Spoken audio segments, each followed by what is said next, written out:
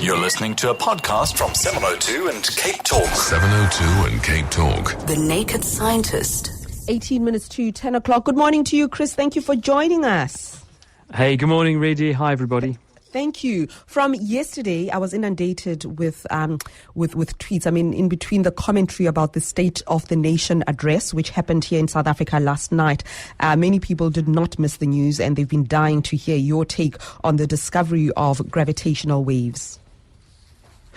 Well, people are saying this is Nobel Prize-winning stuff, and I'm sure they're not wrong.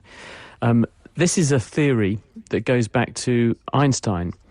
And Einstein, about 100 years ago, published his theory of general relativity. And having been uncomfortable with what gravity was, because Newton had told us that big things attract other big things across space, people since him, including Michael Faraday, said, well, there must be something which is conveying this attraction between these things. And along comes Einstein and says, well, actually, I think we're thinking about this all wrong. We need to consider space to be this fabric, which we'll call space-time. And things that have a lot of mass must distort space-time. And if they bend space-time, they should be able to make other things roll towards each other, because they're almost like rolling down a hill in the bent space-time.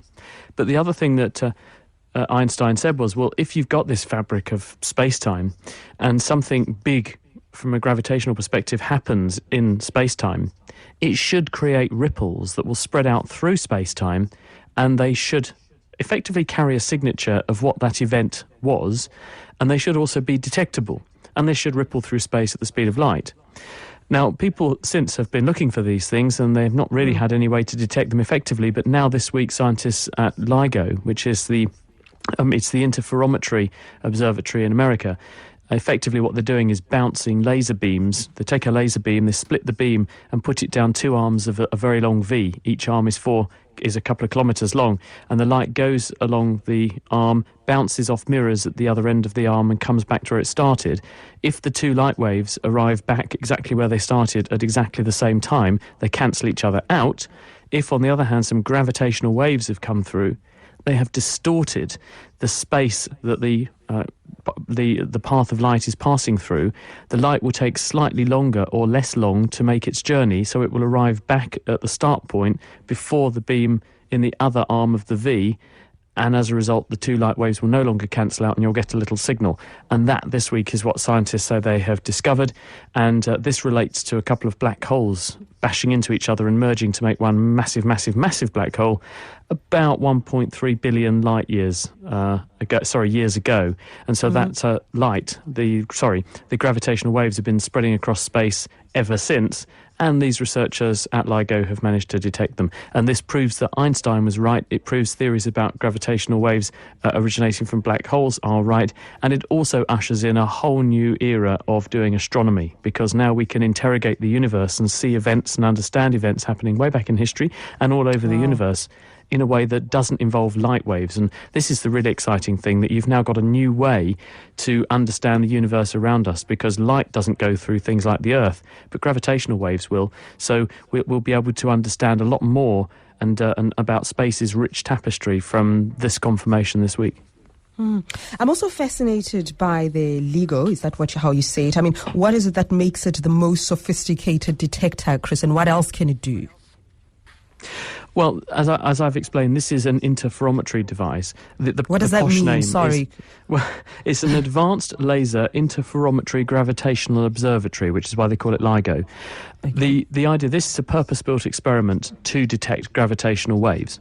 You can't really do anything else with it, but it's to give you an insight into how incredible this is. The distortion of the light path that a gravitational wave will cause in the arms of that V I mentioned are so tiny that they're equivalent to 1,000th of the nucleus of an atom difference that it can detect. That is like you being able to detect a difference in the distance between here and the next nearest star, which is about 4 light years away, with the resolution or to an accuracy smaller than a human hair.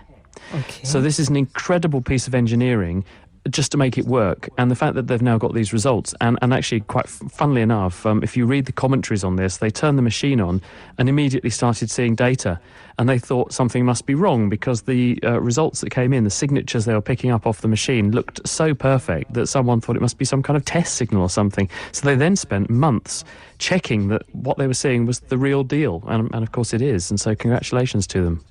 Wow, fantastic. Okay, so Brian, you're calling us from Lansdowne. Good morning. Good morning, Reddy. Good morning, scientist. Just back down to earth again. I'm just curious to know what the UHT process is in long life milk. UHT. Process. What are we drinking? And because the taste is definitely not the natural milk taste.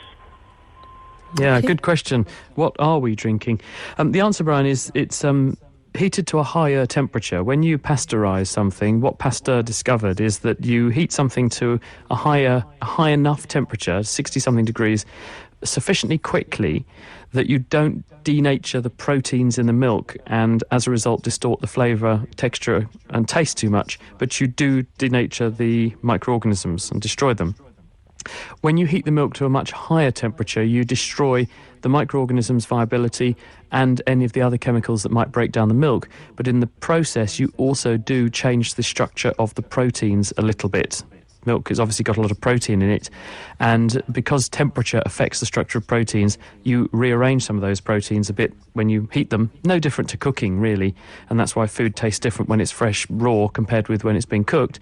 And this makes the milk less likely to go off in the long term. It has a longer shelf life, but there is, of course, a taste decrement. Thank you very much, Brian. Let's go to Kagiso in Roodepoort. Good morning. Hello? Yes, Kagiso, good morning. Hi, my question is, I have an injury in my hand that's taking a while to heal. So I'm wondering about how the body heals. If I move my hand around, it hurts a bit more. And if I leave it, it doesn't hurt, but then it's taking a while to heal. Does your body heal faster if you move it around and make it hurt? Or does it heal faster if you leave it and don't use it?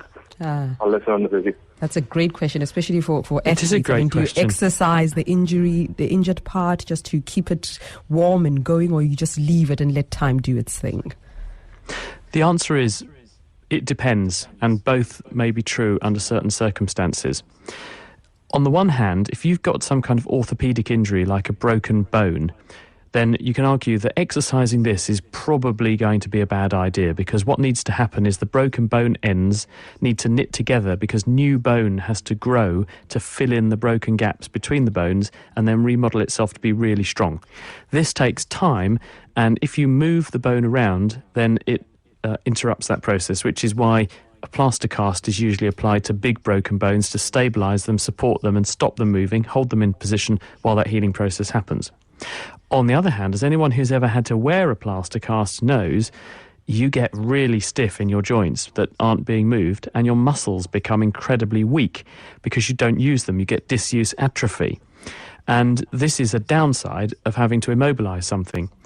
So if you don't have to immobilise something completely, modest amounts of movement are actually quite good because they stop stiffening, they keep muscles strong, and as long as you don't overdo it, then in fact you also promote blood flow to an area. And if you promote blood flow, which includes fresh blood coming in and nasty old dirty blood going out again, this increases the rate at which things heal up. So I would argue that both apply under different circumstances, and the right amount of exercise or the right amount of movement and physiotherapy to a damaged area is the right thing to do, but doing too much or too little can be bad. Okay, thank you so much. And who came in first? We've had this question before, but it won't hurt because we've had so much rain in several parts of South Africa, thank goodness, at last. But Tony in Fontainebleau, good morning. Tony? Good morning, Tony. Hello there. I wanted to find out from Chris, can you use a rain gauge to estimate or to measure the amount of evaporation? Water evaporation. Oh, hi, Tony. Well, the way a rain gauge works, of course, is this is a pot which is collecting rain that falls into it, and that rain coalesces in a measuring device which is calibrated in such a way that it gives you an idea as to how much rain is falling on each square metre of ground. Now, that does not measure the evaporation from the ground, because warmth from the sun and the air heating the ground gives energy to water in the ground, and also plants growing out of the ground take water out of the ground and transpire it. This free water molecules, go up into the atmosphere. They can come down as dew again, and you might be able to measure how much dew is landing on your rain gauge, but you wouldn't have an index of evaporation. You'd have to come up with a different way of measuring that other than a rain gauge, I'm afraid. Let's go to Michael. Michael, you are calling us from Sandton. Good morning. Hi, good morning. And a question that's really been baffling me. I'm a great star watcher, but why is the light from stars seen as pinpricks to us? Why is it not more diffused, like the light from the sun, for argument's sake? Nice. Oh, hi, Michael. Yes. Well, the reason for this is that we know that when light sources are close to you, the light is spreading out like a bubble all around the object that you're looking at. But if I take that object to sufficiently far away, then the light rays that are coming in my direction, to all intents and purposes, because they've travelled such vast distances, are now travelling to me in parallel lines.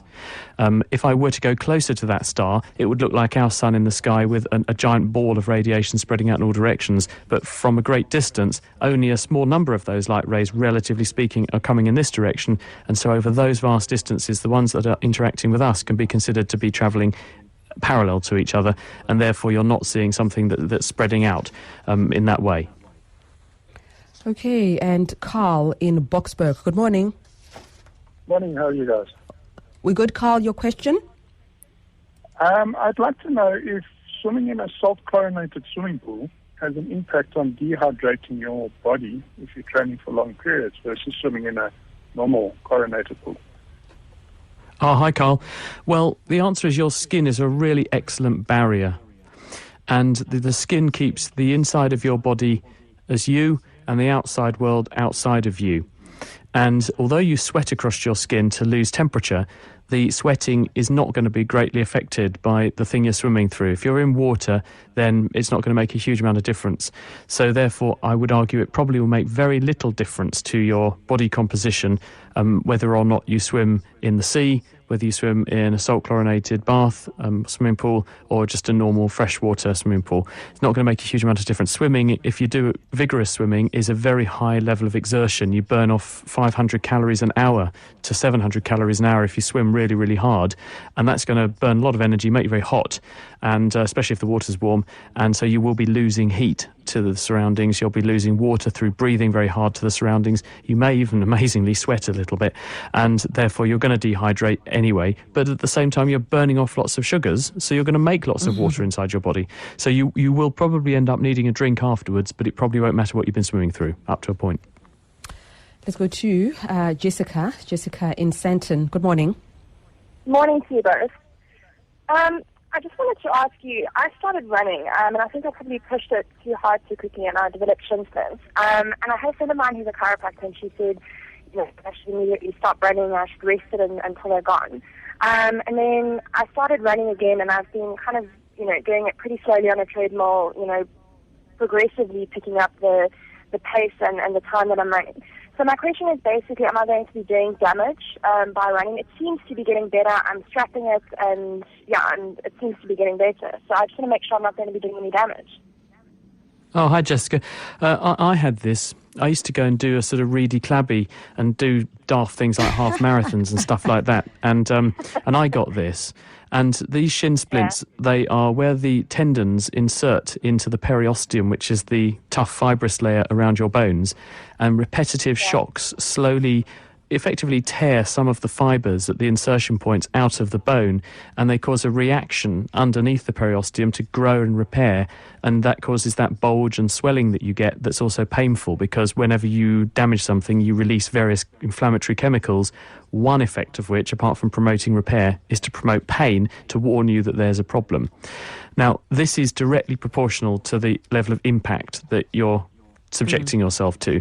And so having good shoes and trying to run on surfaces that are not going to subject you to high impact is going to minimise the risk. Some people seem to be more prone to this than other people. It is a bone injury, effectively, and if you keep getting this, you might well be damaging yourself in the long term, and you might consider doing something which is equally aerobic but lower impact, something like, for instance, swimming, or you could substitute some of your running for swimming. That way you're getting the aerobic fitness, but you're not subjecting your bones and skeleton to the high impact. A bit of impact exercise is really good because bones respond to impact and they thicken.